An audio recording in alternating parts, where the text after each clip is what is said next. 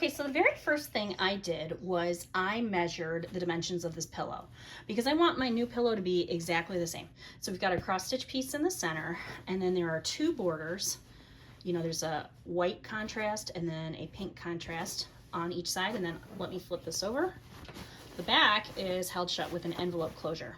So what I want to do is I want to be able to use the exact same pillow form for both my Halloween pillow and my Christmas wreath pillow, and that way I don't have like giant pillows that I'm storing off season. I only have to store the cover. So here are the measurements that I have come up with. Did the math ahead of time.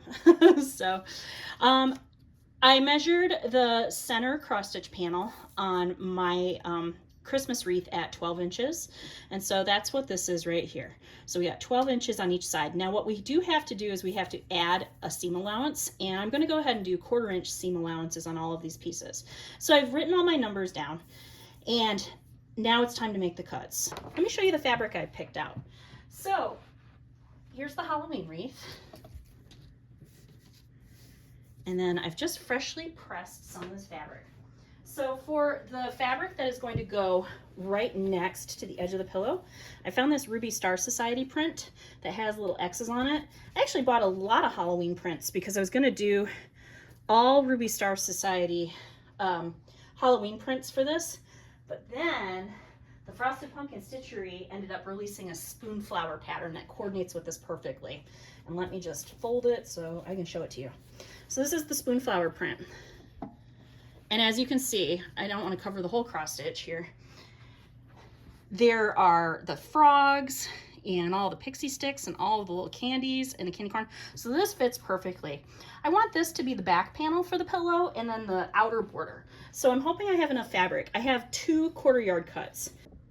Okay, so I'm gonna go ahead and cut my 12.5 inch square. I'm gonna use a pencil to mark some rough cut lines. Now, I'm gonna eyeball it. So 12.5 on my ruler is right here. And so what I'm gonna do is I'm gonna put my ruler kind of across the center of the piece as it is right now. Make sure it's kind of following the lines of the weave of the cloth. And then I'm gonna make sure that I've got, you know, about the same amount of margin on each side of this piece. So on this side, I've got, looks like 3/4 of an inch. No, not even 3/4 of an inch, like 5/8 of an inch. But then I've got 5/8 of an inch on this side too. Okay. So now I'm going to flip it over, and I'm going to do the same thing. I'm going to center, put this on the center, you know, and this one's an easy pattern because you can kind of see the bumps, so you know where the center, the widest part of the piece is, I guess. So let's find our 12.5. And hey, this is good. It's about 3/8 on this side too. So now that I know that it's about 3/8 on each side, I can go ahead and start cutting. And I'm probably not gonna be able to talk while I cut, but we'll go ahead and get my bigger ruler because this fabric is exactly 18 inches and so is the ruler. So I'm gonna get a bigger style ruler here just so that I can cover the whole thing because I wanna do one clean cut. Let's also move these project boxes out of the way. Okay, so with my ruler, I'm gonna go ahead and line this up as best I can. And then I'm going to find a 3/8 line that lines up with my mark and then kind of lines up with the fabric. And are you ready? I'm gonna make my cut.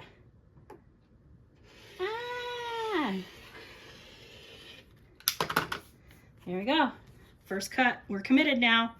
This is easier though now because now I have a easy way to measure 12.5 inches because I can use my quilting grid. So I have this lined up now with the grid, and then I'm gonna count 5, 10, 12, and then the half is right there. So now what I have is I can line my ruler up with the lines on the quilt mat. So I've got 12.5. And hey, it lines up with my mark too, so that's good.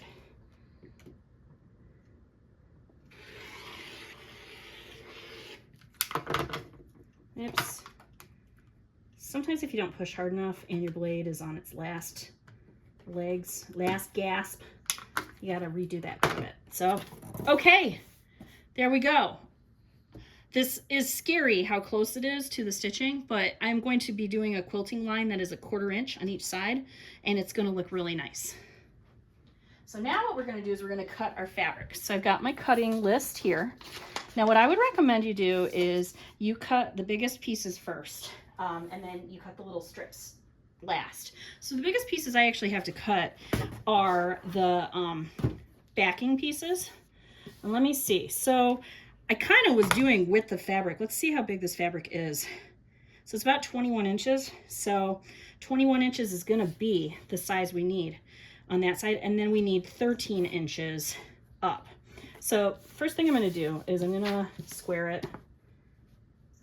This is something to keep in mind too with spoonflower fabrics is I got a cut that's like a fat quarter size, but there are margins from the printing. And so you don't actually get like a full fat quarter. Like the selvages are a little bigger than they would be on a commercial fabric, but that's okay because any little like undyed or unprinted edge is going to end up being captured in the seam allowance anyway.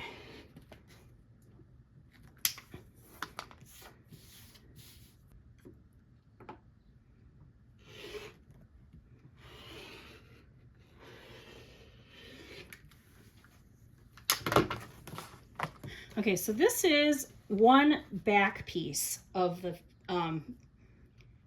envelope closure, and it looks a little wide, and I think it's because I got confused by the measurements, but that's okay because it's tall enough, and that's what I care about most. So I'm gonna go ahead and set this aside. I'm gonna cut a second one so I have my back all set, and then I'm gonna use these stripes right here to make the front border piece. Okay, so for the front panels, I have 4 strips I need that are the outer strips, and they are varying lengths, but they are 2.5 inches wide. And by coincidence, I ended up with about 5 inches left. And so what I'm gonna do is I'm gonna cut the strips down from like width of fabric into 2.5 inch strips, and then I can trim them when I start assembling the quilt panels. So first thing I need to do is make a 5 inch strip.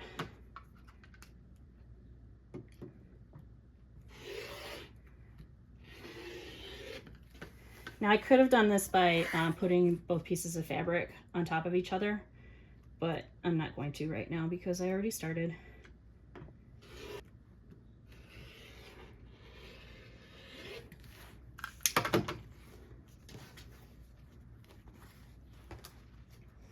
Okay, for the pink inner fabric, I'm going to do the same thing where I'm going to cut my strips. Now these strips, looks like the longest one needs to be 16.5, and the width of this fabric is, you know, a little about almost 18.5. So I'm going to do the same thing. I am just going to cut the strips, and I'm not going to worry about the length because I can trim them after they get added to the edges of the pillow. Okay, now that we've got these, let's go ahead and start laying out our project. So we've got our center panel here, and then on each side, we're going to have these strips. Remember, we're going to trim them at the end. And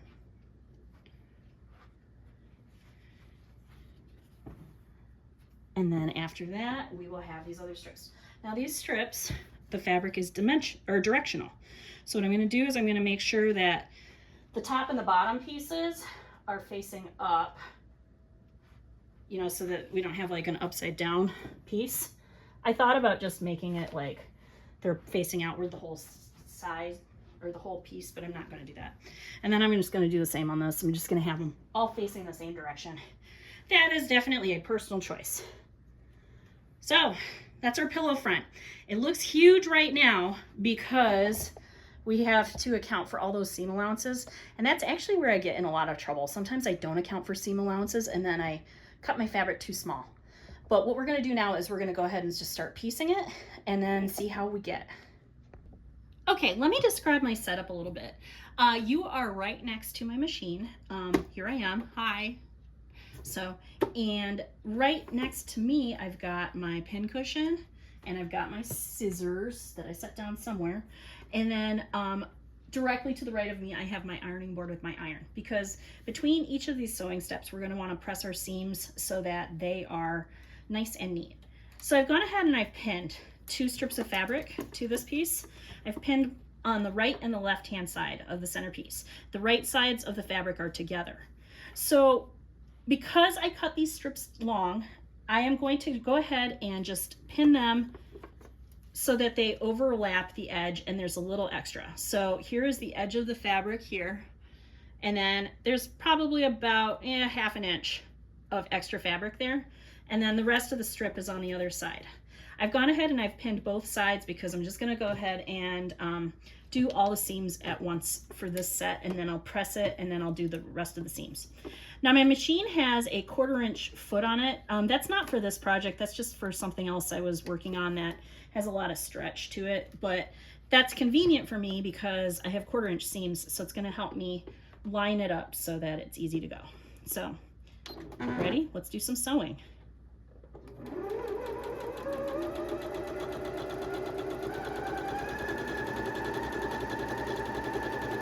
Remember to always stop and not go over your pins, because it's a good way to break a needle, and it can be really exciting if it flies. Little tiny pieces of metal, right? Okay, here's the end of this strip. I went ahead and went a little over. I don't have to run the machine back and forth because this is quilting, and each of these seams will be covered by additional seams. It creates a lot of tangly bulk if you do that too much. And so let's do this one here.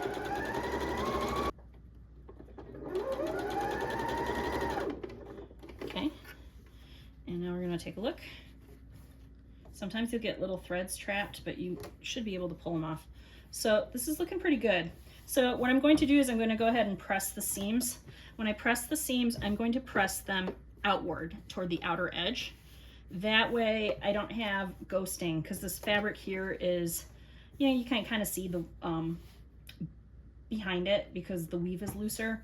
And so if I push the seams inward, sometimes you'd see the edge of the seam allowance, and I don't want that. So let's get this pressed and then we'll trim it up.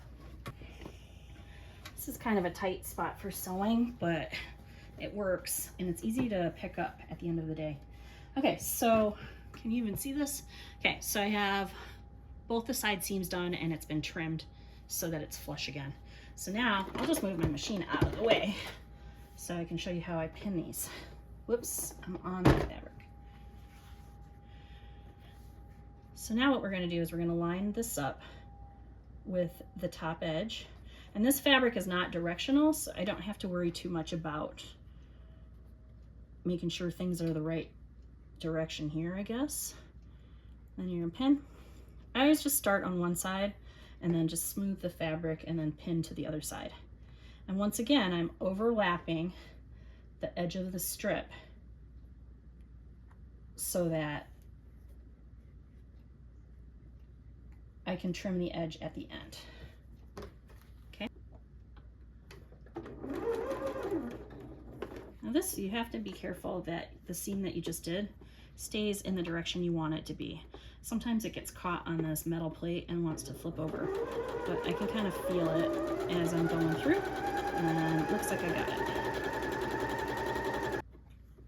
If you need to make changes to like your seam as you're sewing, if you put your needle down, your needle and the presser foot will hold the fabric so that you don't mess up the stitching line.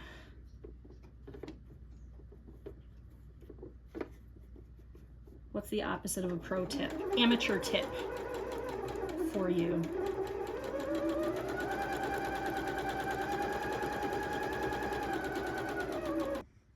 Okay, now we're gonna get ready to start doing the outer strips. And so I have them pinned just as before. I'm starting with the sides. I've checked my directionality of my fabric and I'm satisfied with it. I've checked the edges to make sure they line up. I'm satisfied with that too. And now let's just go ahead and seam them together.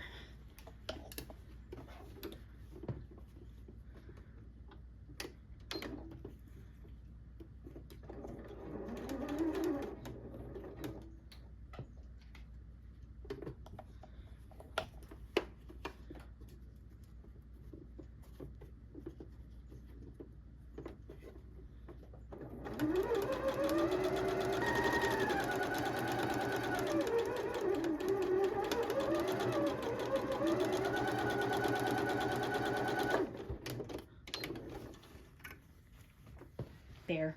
So yay, we did it. So let's get these in, and then we're gonna have our completed front pillow front thing. Now this fabric, because it has a little bit of that white edge showing, I'm gonna try my best to encase that all in the seam. The worst area for that is the corner. So let's just do our best here.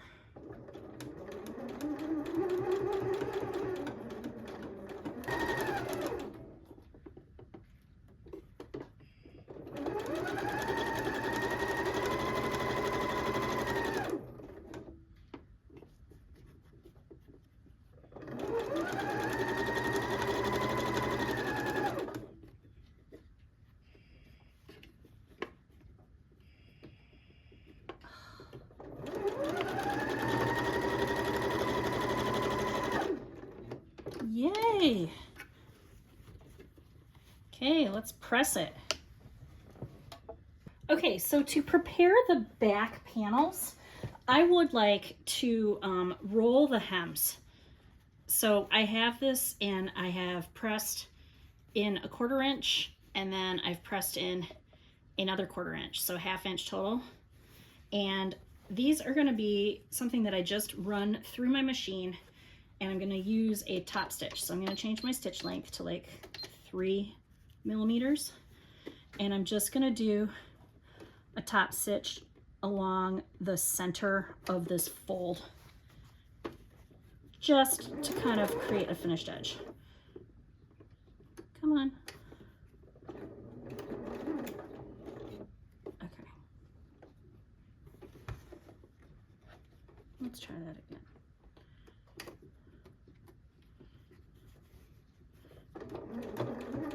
There we go.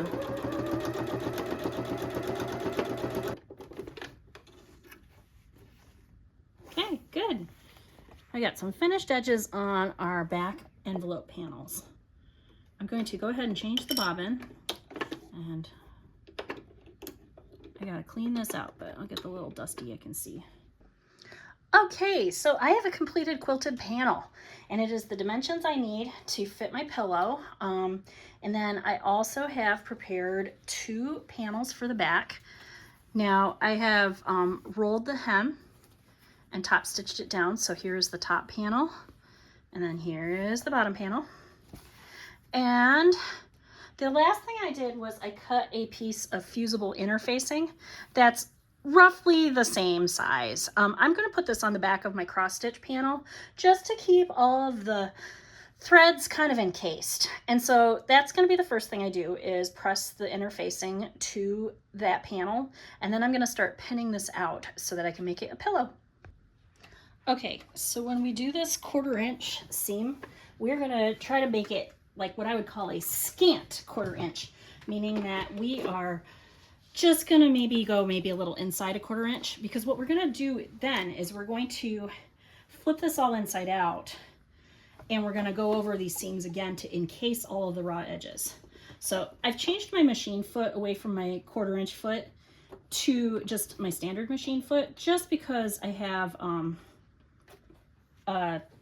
1/2 inch seam I'm gonna do in a couple minutes. And then needle down, that'll hold my work. I'm gonna go ahead and just fold this in so that it doesn't fall off the table here. And let's get stitching.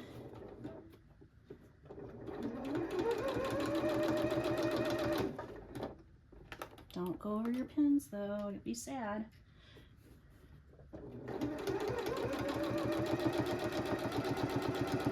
Okay, so I'm approaching the area right here where I will be going over the envelope overlap, and so the fabric is going to be thicker here, and so I just got to be really careful to make sure it runs through the machine smoothly, because sometimes that can impact the feed dogs pulling the fabric through, and then you get a weird little pucker. See, did you hear that the needle made a different noise? That was it going through all of those folded, that rolled edge or hem. I can feel it right here too. So we're gonna be careful right here too. There we go, boom. Oops, almost went over this pin. The side of my foot is kind of about a scant 1/4 inch. So I'm just watching that. And I'm going to go ahead and go all the way to the corner. And I'm going to turn the piece now. So needle was down, so I can turn it without losing my seam. Now I've got my top edge. Now my top and bottom edges are lined up flush, and so I just want to make sure I'm picking up all the layers here. You do that just by going slowly and double checking as you go. The nice thing is, because I interfaced the quilted panel, I don't have to worry about my seams going wonky because I essentially kind of sealed them in with the interfacing being ironed over them.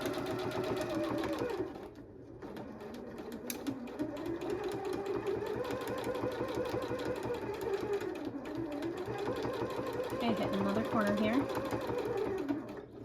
Round it, turn it around. Oh, you know what I did?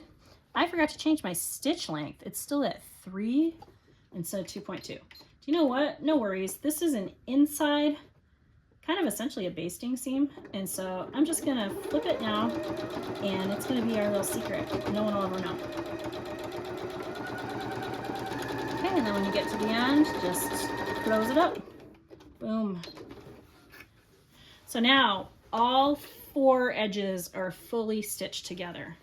So as I look at the back side, I can see, yep, all those seams are in. So I'm seeing some interesting, like, just the way the fabric is being put together with this needle. The tension is weird on my seams. I think it's actually because the fabric, it's that spoonflower petal cotton, and it's just a little thicker.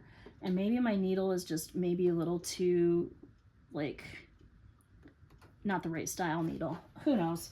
I don't really care because no one's going to see these seams because it's not like a top stitch seam. And then the little top stitch seam I have, no one's going to inspect it. So let's trim this, and then we're going to flip it inside out and do the inside seam. Are you ready? Are you ready for the last seam? Okay, so what I have done is I have flipped the whole piece inside out, and I've pressed it. And now what I'm going to do is I'm going to do a second seam, the French seam, and I'm going to do it at a 1/2 inch seam allowance. And what that's going to do is that's going to create a little pocket that's going to capture all of my raw edges. Now, in some areas here, the interfacing did not get captured by that first seam. I am not concerned about it because it's, you know, the perspective is it's the inside of a pillow, and so I don't really care. But that is something that I could have maybe avoided by trying to piece some interfacing. I actually used like width of fabric for this just because this is a large piece of, you know, pillow. It's a pretty big pillow, and so I'm not super concerned about it, but that is just something that if you saw it, I wouldn't redo any of those seams or anything. So I have gone ahead and just stuck a pin right in the middle of the envelope closure just to keep the envelope layers together so that they don't get bunched up between the machine. And then I'm going to go ahead and position it in. Remember, we're going to do a 1/2 inch this time. So I'm just starting a little bit inside one of the corners just so that it's less bulky, and needle down, 1/2 inch.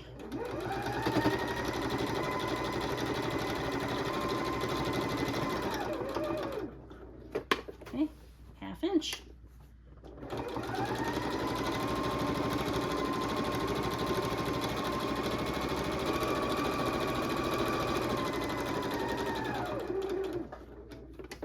And here we are, we're back home again.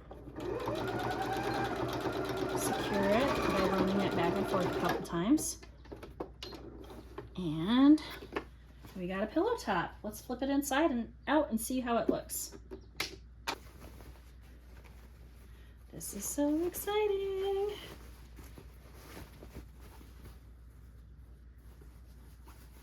Okay, find my corners and poke those out first. And I might have to go get my turning tool, which is a chopstick that is in my silverware drawer, and make sure these are nice and crisp. I'm also checking to make sure that I encased everything. There's no weird raw edges that got flipped but you shouldn't have any because we kind of essentially basted it before turning it, right? I really like this method for pillow covers. Okay, that's as good as I... There she is. I gotta pop the corners out, and I wanna press it along the sides, but this is my pillow cover. So let's press it and then let's put a pillow inside it. Hello from my stitching corner. So here it is, my completed pillow. I'm really happy with it. Now, the pillow form I have is very, very floofy, but it might not always be. And so this fits the dimensions, and then it's like you gotta kind of squish it. So we've got this beautiful pink border. And then here's the back side. I almost can't stop squishing it. It's kind of addicting. So here we go. I'm really happy with it.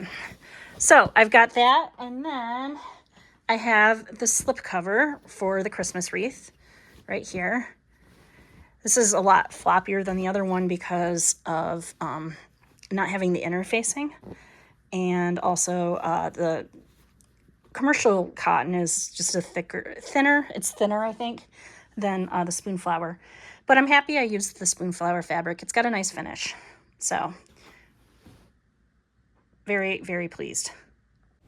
Hey friends, I really hope you enjoyed this video today. All in all, I would say this project took me about an hour and a half, plus all the kind of thinking about it that happened before I started sewing. So, thanks for watching.